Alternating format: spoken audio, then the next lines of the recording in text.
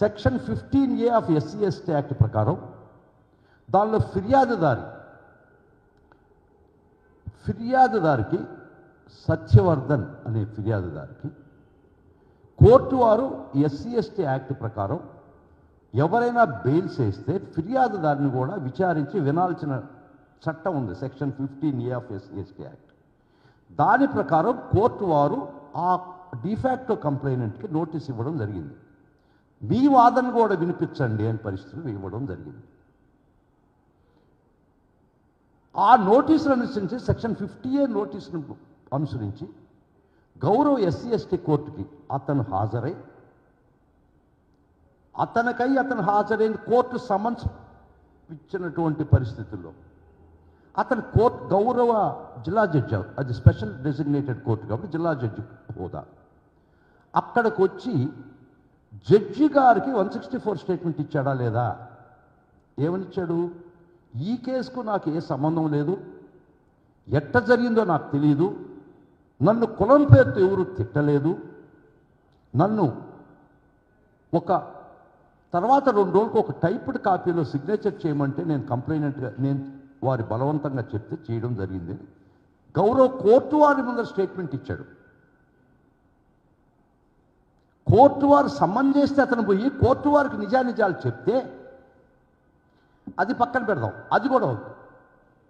దానికి ముందర 2023వ సంవత్సరంలోనే పోలీసులు అతను విచారిస్తే అతను ఇచ్చినటువంటి వాంగ్మూలం 161 statement before the police on 23/10/2023 ఈ కేసులో నన్ను కులపరంగా ఏం తిట్టలేదు, నాకు వీళ్ళు గుర్తులేదు, నా చేత తర్వాత 2 రోజులకి సిగ్నేచర్ తీసుకున్నారు అని ఈ పోలీసు వ్యవస్థలో స్టేట్మెంట్ ఇస్తే 161 స్టేట్మెంట్ ఇచ్చాడా లేదా? This is the background. తర్వాత మొన్న 10వ తేదీ నేను చెప్పినట్టు జిల్లా జడ్జి గారి దగ్గరికి వచ్చి, special designated court SC ST దగ్గరికి వచ్చి కోర్టు సమ్మన్ చేస్తే వచ్చేటటువంటి సాక్షి. తన తల్లి, నేను నా తల్లి ఆటోలో వచ్చాం, నేను వాలంటరీగా స్టేట్మెంట్ ఇస్తున్నాను, నన్ను ఎవరు కులం పేరుతో తిట్టలేదు, నాకు సంబంధం లేదు, నేను తర్వాత 2 రోజులకు నాకు స్టేట్మెంట్ ఇచ్చాను. గౌరవ జిల్లా జడ్జి దగ్గర కోర్టు వారి దగ్గర సత్యవర్ధన్ స్టేట్మెంట్ ఇచ్చాడా లేదా? స్టేట్మెంట్ 10వ తేదీ ఇస్తే 11వ తేదీ కౌంటర్ వేస్తారు దానిలో పోలీసు వారు. దానిలో కూడా ఏం చెప్తారంటే అతన్ని ప్రలోభ పెట్టారు అని చెప్పారే కానీ తర్వాత వాళ్ళ తమ్ముడు వద్ద బలవంతంగా ఒక స్టేట్మెంట్ తీసుకొని మా అన్నని చంపేయడానికి తీసుకుపోయారని చెప్పి ఒక స్టేట్మెంట్ ఇచ్చి ఒక కేసు క్రైమ్ నెంబర్ 86 రిజిస్టర్ చేసి, సరే ముద్దాయిలని చెప్పేవాళ్ళు వేటాడారు, పక్కన పెడదాం. ఒక్క సెకండ్ నాకు టైం ఇస్తే ఒకటి చూపిస్తాను. 1 సెకండ్ ప్లీజ్ బేట్.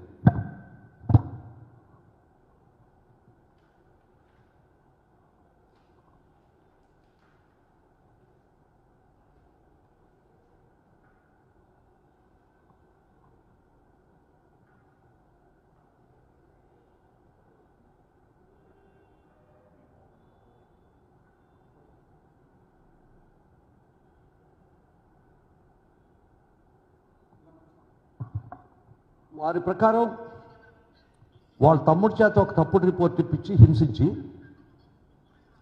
మా అన్నను చంపేసేదానికి కిడ్నాప్ చేశారు, సాక్ష్యం బలవంతం చెప్పించారని పోలీస్ వర్షంలో అతన్ని 2 డేస్ కిందట వాళ్ళ ఇంటిలో, వాళ్ళ బంధువుల ఇంట్లో అతను పోలీస్ దెబ్బకు భయపడి పారిపోయి విశాఖపట్నంలో వాళ్ళ బంధువుల ఇంట్లో అతను తలదాచుకున్నాడా లేదా?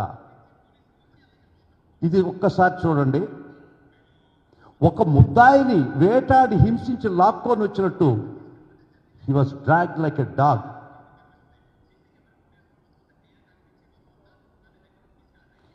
అతను నిజంగా చంపేయాలని, సత్యవర్ధన్ నిజంగా చంపేయాలని కిడ్నాప్ చేసి అతని చేత బలవంతంగా చెప్పించుంటే బయటకు వచ్చిన తర్వాత అతను పోలీస్ స్టేషన్కి పోయి చెప్పడా?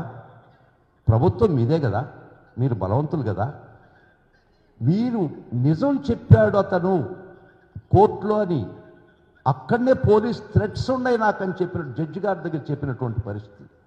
అటువంటి సాక్షిని మీరు వేధించి వెంటాడి విశాఖపట్నంలో బంధువులింట్లో మీ దెబ్బకు భయపడి తలదాచుకున్నట్టు అతను ఏ విధంగా లాక్కు వచ్చి భయపెట్టి మళ్ళీ 161 స్టేట్మెంట్ మీరు తీసుకున్నారా లేదా?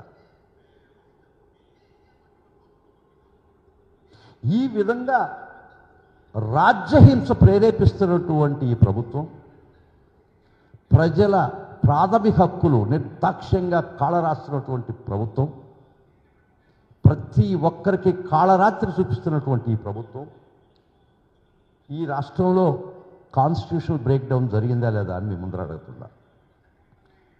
ఒక ఎమ్మెల్యే స్థాయి వ్యక్తి 19 నుంచి 24 దాకా ఉన్నటువంటి వ్యక్తి అతను తన నియోజకవర్గానికి పోతాను అంటే పోవడానికి లేదని మీరు పోలీసు వారు అడ్డగించి ఆర్టికల్ 21 ప్రకారం ఏంటి రాజ్యాంగం చెప్పడానికి కూడా నాకు బాధేస్తుంది.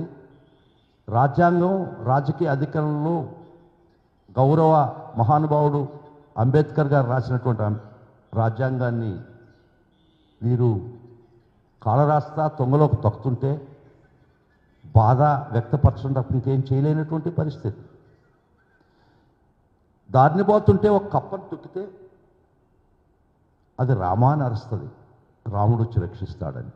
ఇక్కడ రాముడే కప్పను తొక్కితే ఆ కప్ప ఎక్కడికి పోవాలా? ఒక వ్యక్తిగా ఎవరైనా ఏవైనా చట్ట వ్యతిరేక చేసి నా మీద దాడి చేస్తే నేను పోలీస్ దగ్గరికి పోతాను. ఇక్కడ పోలీసే ఈ ప్రభుత్వం యొక్క ఆదేశాలతో డైరెక్ట్గా ఈ ప్రభుత్వ ప్రమేయంతో మీరే రాజ్యహింసకు పాల్పడుతుంటే ఎక్కడికి పోవాలి ప్రజలు? రండి, నేను చూపిస్తా ఏ గ్రామాల్లో ఏం అరాచకాలు చేశారో రండి. రాణిస్తారా అనేది మటుకు నాకు భయం ఉంది. నేను ఖచ్చితంగా ఈ చూపించడానికి కూడా మీకు ప్రజలకు తెలిపేదానికి కూడా పోదాం, ఏం చేస్తే అది చేస్తాను. ఫ్యాక్ట్ ఫైండింగ్ కమిటీ పోదాం. నా దగ్గరికి వచ్చి చాలా డీటెయిల్స్ ఉన్నాయి. కొన్ని విలేజెస్ నేను తీసుకుపోతా, రండి. మనల్ని కూడా అంతం చేస్తే కానీ ఎవరో ఒకరు సమిధులు అవుదాం. ఎవరో పిల్లి బిడ్డ గంట కడతాడని ఏడ్ చేయొద్దు. పోదాం, ఫ్యాక్ట్ ఫైండింగ్ కమిటీ పోదాం. ఆ గ్రామం యొక్క ప్రజలు ఆ గ్రామంలో ఉండారా, ఇళ్లలో ఉండారా, వాళ్ళ ఆస్తులు స్వాధీనంలో మీరు పరుచుకున్నది చూపిస్తారండి. ఆ గ్రామాలకు పోనిస్తే అట్లీస్ట్ పోయేదానికి ప్రయత్నిస్తాం. అప్పుడైనా ఈ ప్రభుత్వం ఈ యంత్రాంగం, ఈ పోలీసు యంత్రాంగం అప్పుడైనా పోనీ లేదా డౌట్ఫుల్. ఇంత కాన్స్టిట్యూషనల్ బ్రేక్డౌన్ జరుగుతుంటే మీ అధికారం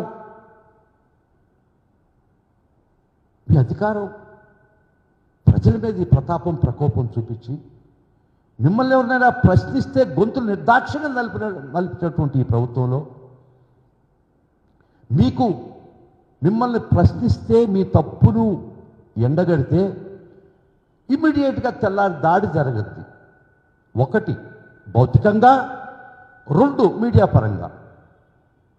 ఈ మీడియాపరమైనటువంటి మాఫియా ఈ అధికారంతో అధికార బలంతో మీరు చేసే దురాగతాలు, మీకు వంతబాడే మీడియా, ముఖ్యంగా ఈనాడు, కొరవ పేపర్లు ఎన్ని ఉన్నాయి, మీడియా ఛానల్స్ ఉన్నాయి. ఇక్కడ ఒక నెక్సస్ ఏర్పడి ఉంది. Media mafia and the mafia sponsored mafia structure created by the present government which runs the state. The state, if the elephant runs amok, అది ఒక చెరుకు తోటనే నాశనం చేస్తుంది. If the state runs amok, రాష్ట్రాన్ని అల్లకల్లోలం చేస్తుంది. కాబట్టి వీరందరికీ కలిసి ఈ ప్రభుత్వ దురాగతాలని కప్పిపుచ్చేదానికి మీకు ఒక బలమైనటువంటి మీడియా, ఆ మీడియాకు మీరిచ్చే తాయిలాలు అవి మనం చర్చించుకోవడం చాలా ముఖ్యం. మిమ్మల్ని చూసాం నిన్న కాక మొన్న మా ఎంపీ మిథున్ రెడ్డి గారు పార్లమెంట్లో మీ యొక్క ఇల్లీగల్ యాక్టివిటీస్, దురాగతాలు ప్రస్తావించిన దానికి వారి కుటుంబం మీద మీరు ఏ విధంగా దాడి చేశారు మీడియా పరంగా ఇది అందరికీ తెలుసు. నిజంగా you created terror state. A state with the terror had been created by you with the power of the government, with the power of the state and the power of the media.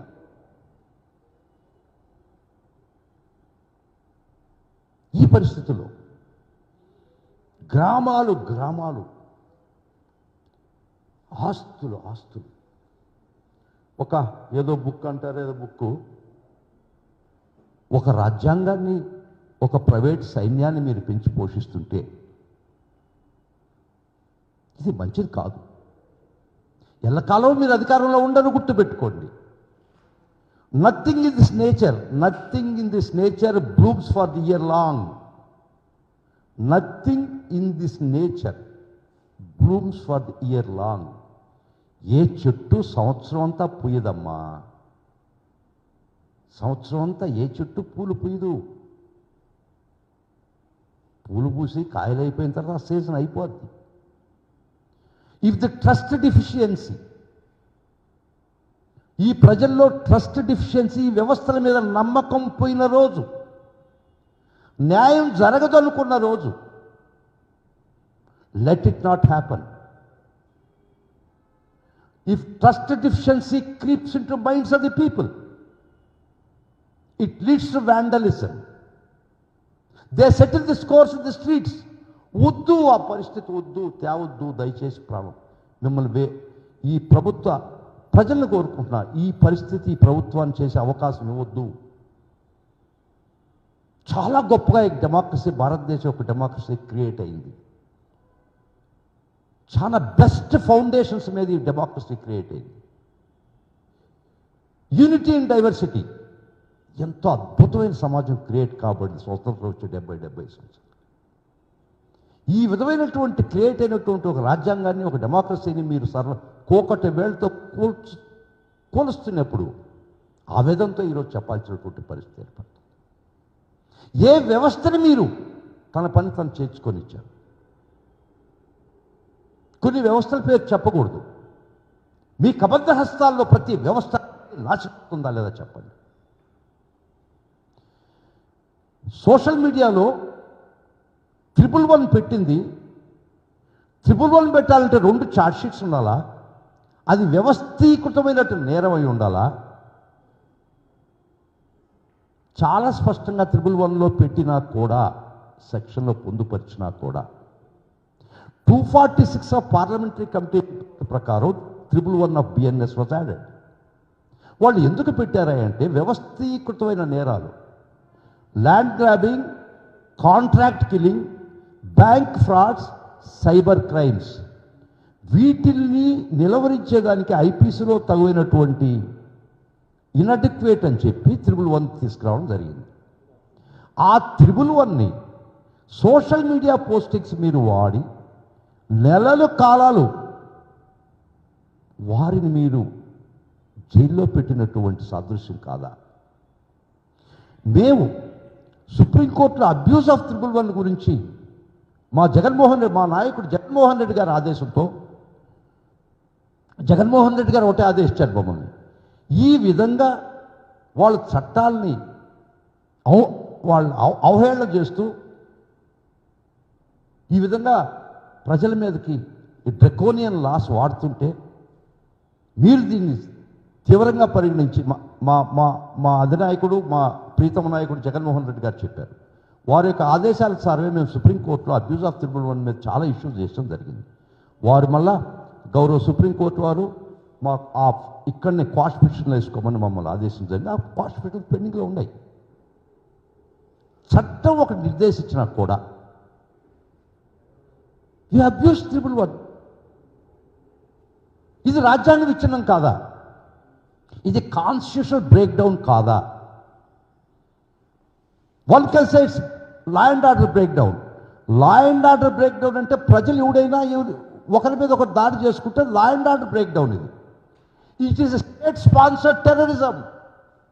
ఒక రాజ్య పాల్పడు ప్రజా ఎన్నికైనటువంటి ప్రభుత్వం